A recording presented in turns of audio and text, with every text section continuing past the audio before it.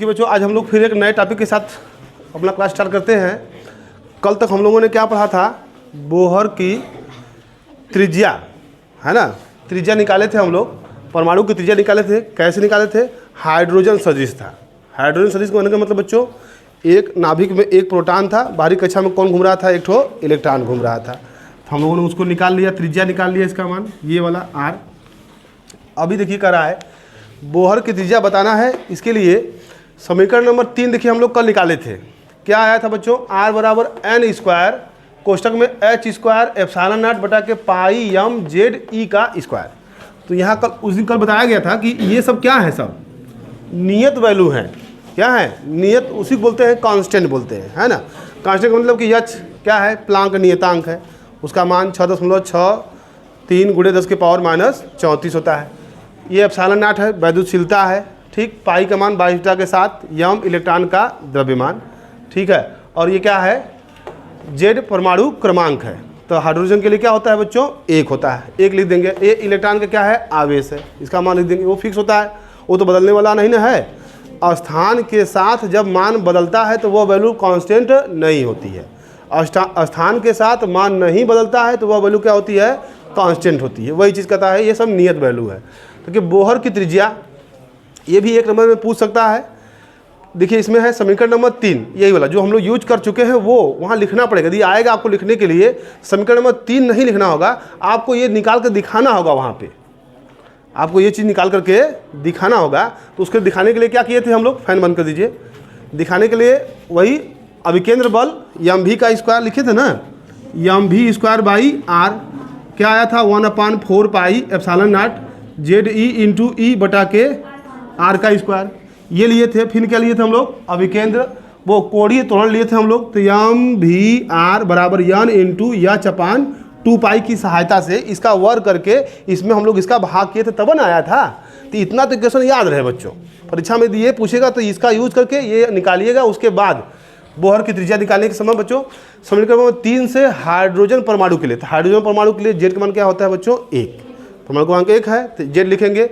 कि प्रथम कक्षा यानी कि क्वांटम संख्या क्या है? मुख्य क्वांटम संख्या उसकी क्या रहेगी? 1 रहेगी, ठीक। तो एन बराबर क्या लिखेंगे हम लोग? 1। तो 1 कहाँ लिखेंगे? देखिए यहाँ एन का मान 1 लिखेंगे, यहाँ भी जेड का मान क्या लिखेंगे? 1। तो देखिए जब यहाँ 1 लिखेंगे बच्चों और यहाँ भी 1 लिखेंगे तो इसका मान क्या आएगा? इसी का मान क्या आएगा? तो यहाँ 1 तो यहाँ H square epsilon not pi pi यम यम। जेड का मान यहाँ क्या हो गया है? 1, इसलिए जेड यहाँ क्या हो गायब हो गया है। तो ई उसका यहाँ बचा हुआ है फाइनल में।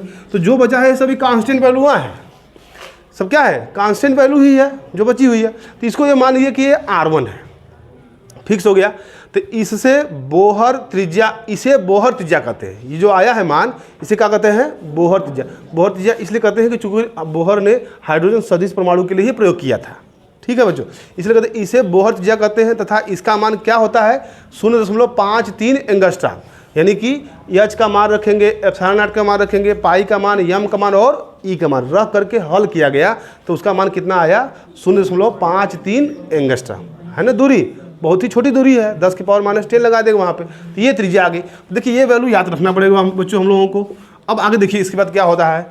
इस प्रकार अनुमत अस्थायी कक्षा की त्रिज्या क्या है? R बराबर R1 इंटू एन स्क्वायर बटा के जेड। अब देखिए यहाँ पे इसी का मान रखे थे हम लोग, इसका मान रखे थे 1, इसका मान क्या रखे थे? 1 फाइनल में। अब यदि हमको द्वितीय कक्षा की बात करेंगे, यदि इलेक्ट्रॉन को कहीं से बाहर से ऊष्मा मिल गई तो ये भाग के कहाँ जाएगा? अगली कक्षा में जाएगा यहाँ से। तो इस द्वितीय कक्षा की त्रिज्या कितनी होगी? तब वहाँ पर मान क्या रखेंगे हम लोग? तो वहाँ मान बच्चों यही रखेंगे, यन का मान क्या रखेंगे? सिर्फ 2 रखेंगे। यन का मान क्या रखेंगे? 2। मगर जेड का मान क्या रहेगा? 1 ही रहेगा, चूंकि हाइड्रोजन की बात हो रही है बच्चों। देखिए यहाँ पर रखा गया है, 2 रखा गया, 1 गायब हो गया, नीचे कहीं है इसमें दिख रहा है। जेड का मान यहाँ 1 रखेंगे तो 1 क्या हो जाएगा? तो ये हो गया बच्चों 2 का स्क्वायर। तो अब देखिए R2 का मान आ गया। किसका मान आ गया? R2। R1 के लिए अब डिस्टर्ब नहीं होना पड़ेगा हमको, क्योंकि हम R1 का मान यहाँ निकाल चुके हैं पहले ही। R1 का मान निकाल चुके हैं, तो अब इसकी भी आवश्यकता नहीं पड़ेगी। हमको क्या लिखना पड़ेगा R1 के स्थान पे? सिर्फ और सिर्फ 0.53 लिख देंगे हम लोग वहाँ पे, है ना। बार बार हमको इसको लिखने नहीं पड़ेगा, डायरेक्ट 0.53 लिख देंगे, काम बन जाएगा। आर1 के साथ बस हमको करना क्या है, दूसरी की त्रिज्या चाहिए तो n का मान क्या लिखेंगे, 2 लिखेंगे।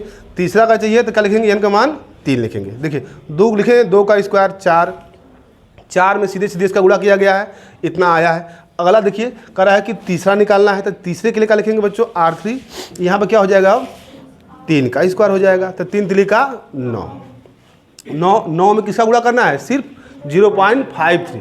तो है ना आसान, हर कक्षा की त्रिज्या निकालना, तो बस किसका गुणा करना है, 0.53, 0.53। 3 चाहिए तो 3, 4 चाहिए तो 4 लिख देंगे, तो 4 का क्या हो जाएगा, 4 चौका 16। बहुत तेज़ी से बढ़ रहा है इसका त्रिज्या, ठीक है।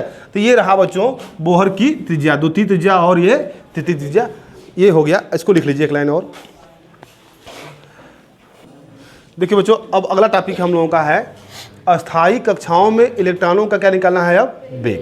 देखिए इसके लिए हम लोगों ने पढ़ा है, समीकरण नंबर 2 में बताया गया था mvr, ये बताया गया है कोणीय संवेग बराबर ये होता है आपका, क्या होता है बताइए बच्चों, n इंटू एच अपान 2 पाई का क्या होता है, पूर्ण गुणज होता है। यहीं से v का मान निकाल लेंगे तो v बराबर हो जाएगा n एच अपान 2 पाई, यम और r यहाँ आ जाएगा, यम और r यहाँ आ गया, ये r है बच्चों, इतना मिल गया। तो यहीं से वेग निकाल लेंगे हम लोग, परंतु अब यहाँ r का मान ये देख लीजिएगा यहाँ पे, ठीक है। तो यहाँ लिखेंगे r का मान समीकरण 3 से रखने पर, तो r का मान बच्चों लिखेंगे यहाँ पे v बराबर n एच अपान 2 पाई यम इंटू r, r की वैल्यू यही ना है। देखिए n square H square epsilon not बटा के पाई यम जेड ई का स्क्वायर। अब इसको थोड़ा हल कर लीजिए अच्छे से, इधर चला जाएगा ऊपर, v बराबर, इसको काट ले, देखिए कोई दिक्कत, यही काट ले कि ऊपर ले काटे, हाँ कट जाएगा यहाँ से, देखिए हाई कट जाएगा, इससे हाई से कट जाएगा, यम से यम कट जाएगा, और कुछ नहीं, यन से यन कट जाएगा, हाई वाला ध्यान दीजिए, ये वाला यन 100 n काट देगा और 100 एच काट देगा ना। अब जो बचा उसको लिख लीजिए ऊपर, तो यहाँ नीचे क्या बचा, ये वाला जेड ई का स्क्वायर ऊपर चला गया, नीचे क्या बचा है बच्चों, 2 एच लिख लीजिए, एच बचा है और एप्सिलॉन नॉट बचा है, हाँ यन बचा है, यन बगल में लिख रहे हैं, इतना बचा है ना। 2 बचा था लिख लिए, एच बचा था 1 ठो लिख लिए, एप्सिलॉन नॉट बचा था लिख लिए, ये हो गया। अब देखिए जो बचा है वो क्या है, ये सब फिर कांस्टेंट मिल गया हम लोगों को, ये सब क्या मिल गया, फिर कांस्टेंट मिल गया। तो अब फिर इसको लिखेंगे बच्चों v is proportional to 1 upon n। देखिए ये टॉपिक मिल गया, यानी कि जो इलेक्ट्रॉन का अस्थायी कक्षा में जो वेग है वह अपने मुख्य क्वांटम संख्या के व्युत्क्रमानुपाती होता है।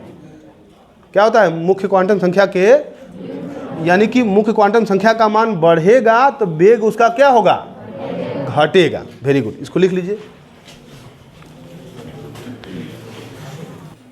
तो जो अभी अभी आया बच्चों यहाँ पे v इज प्रोपोर्शनल टू क्या लिखा है, n, तो इसको लिखना पड़ेगा आपको।